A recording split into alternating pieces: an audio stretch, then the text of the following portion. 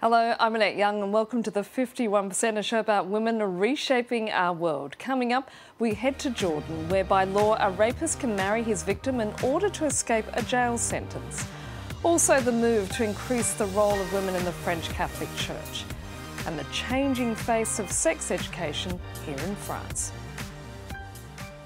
But we begin in Jordan, where a law allows in some cases a rapist to marry the victim and escape a 15-year prison sentence. The Hashemite Kingdom is one of the last countries in the world to apply such a law. Our team on the ground met women who've suffered the consequences. In this park in Amman, a 31-year-old Jordanian woman has agreed to meet us. She prefers to remain anonymous. Her life stopped the day her boss drugged and raped her. When I woke up, it was 7 in the evening and I was wondering what had happened to me. He said it was really serious, but that he'd make it all okay. He brought me a piece of paper. It was a marriage contract. Using Article 308, the attacker escaped a 15-year sentence by marrying her. A life of hell behind closed doors had just started for this woman, forced to become the spouse of her own rapist. After that, he raped me over and over again. And he was never punished for it. He was never sent to jail. The authorities only detained him once so he would marry me. That's it. Just to get married, and that was it. After 4 months, she filed for divorce and ran away to her parents' house. Her aggressor has started a new life. Each year, less than 300 women dare to report rape in Jordan. Many of them seek the services of this lawyer, but most of the time, the prosecution ends with a wedding. During the investigation, or even if he's already been sent to jail, he can still benefit from this article. The family of the rapist goes to the family of the victim and offers a settlement in line with the culture and values. Most victims agree to it and sign the legal contract. For the ones who get pregnant after being abused, the only way to keep their child is to marry the father. The lawyer takes us to one of her clients. This young woman gave birth to a boy after being raped by 2 strangers. Her son was taken away from her at birth.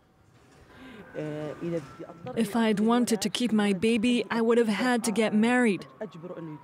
But I could never have done so. It would have been impossible because I was never able to identify my rapists. So I lost my child. I lost my baby.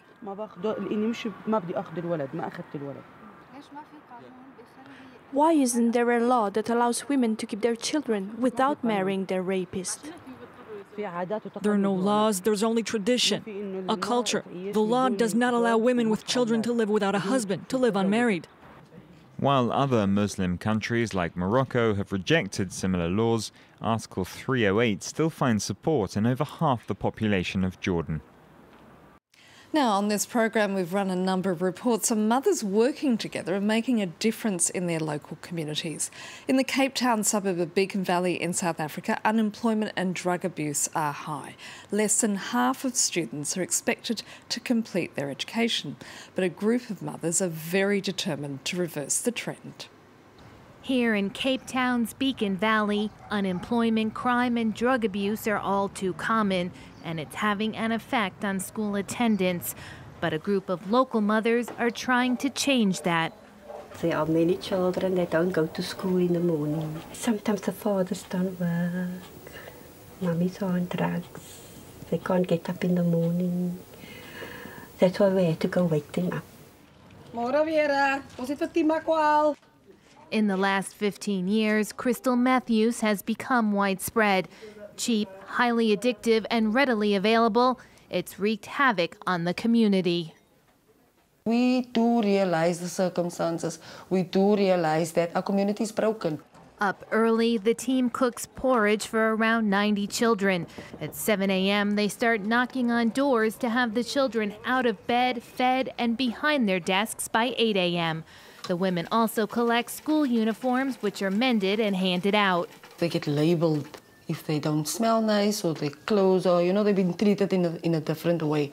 No matter how bad it is at home, the least that we can do is make that child as comfortable as possible at school, so that learning is the only thing they take in. And we always talk about it. how we want to give these children the best shot that they ever had. In 2013, less than half the pupils who started school in this province are expected to complete their education. That's a statistic these women are working hard to change.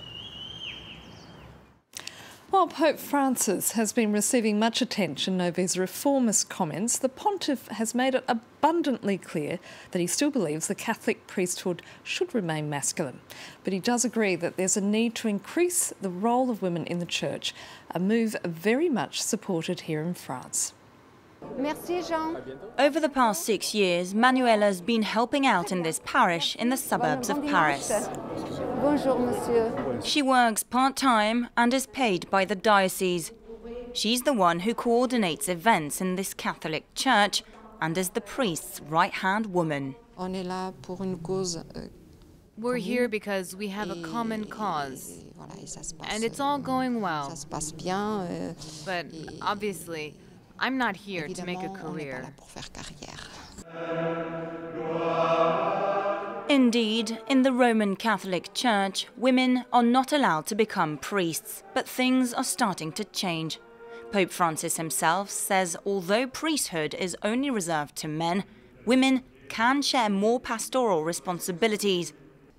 Sister Nathalie Bicard heads the national service for the evangelization of youths at the Bishops' Conference of France. She says men and women in church complement one another. We're different, but that difference is elusive. It's risky to say women are like this or men are like that. But from what I've experienced, everywhere I've worked in a team with men and women, I've noticed we're seen in a different way. Our relations with people are different, and it's always a fruitful experience.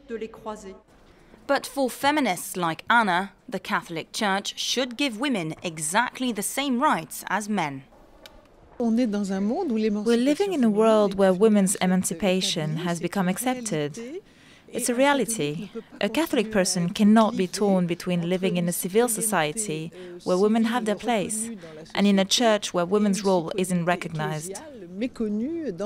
Personally, I think it's a terrible situation for Catholics to live in these two opposite worlds. In recent months, Manuela's been charged with several duties that used to be for priests only. Her dream is that women will one day have a voice in church and be ordained to the priesthood, just like women in the Church of England. And staying in France, the first family planning centre opened in this country in 1961. Back then, abortions were illegal and contraception was sold illicitly. These days, sex education is standard across schools, but now the problem is access to too much information, in particular pornography, on the internet. This report looks at how much it has changed in just one generation. How do you make babies? What about not having any? Who can you talk to? To answer all these questions, France's very first family planning center opened its doors in Grenoble in June 1961. What are you expecting from this center? Information. We don't know anything and we want to be informed in a clear and simple way. In some parts of the country, these issues are taboo, and it's hard to talk about them with specialists. These family planning centers were also meant to help women control their pregnancies in order to avoid dangerous illegal abortions. These abortions are a national disaster. There are between 800,000 and 1 million each year. We're trying to fight that by avoiding unwanted pregnancies. The US was the pioneer in matters of planned parenting thanks to Margaret Sanger, who opened the first birth control clinic in the US in 1916, all while the French Parliament was banning abortions and contraception. 50 years later, this meant family planning centers had to give out birth control illegally. In the 60s, the generational gap on matters of love and sex grew even wider. Your problem is that you believe the right way to prepare for married life is to have sexual experiences before marriage. Exactly. I find it crazy to get married without knowing each other, and I mean physically and personally. I don't think putting the cart before the horse is the right way to prepare for a happy marriage. 1967 was a turning point. Birth control was finally legal. A year later, Helga, a documentary on sexuality, hit movie theaters across the country.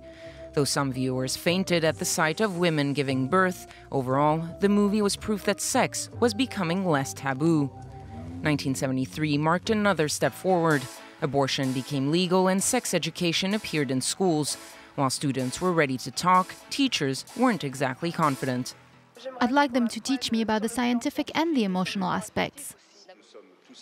We are all extremely worried about how we're going to teach this class. In the late 70s, bookstands filled up with sex ed publications for children of all ages. 30 years later, the issue is not lack of information, but rather too much of it, especially access to pornography. By the age of 15, 77% of French boys have watched porn at least once. You learn a few things. What a woman's body looks like, for example. The web can also be an answer to porn's crude images. With its videos, one association is trying to move past sex to give teenagers a sensual education. And that's it for now. And if you'd like to comment on what you've just seen, you can head to our Facebook page, France24 _51%, or do send us a tweet at _51%. Thanks for your feedback so far, and please keep those comments coming in. Now, over the European summer, we're going to be rebroadcasting some of our best programs from the last year, and I'll be back with a brand new series at the end of August. Until then, bye for now.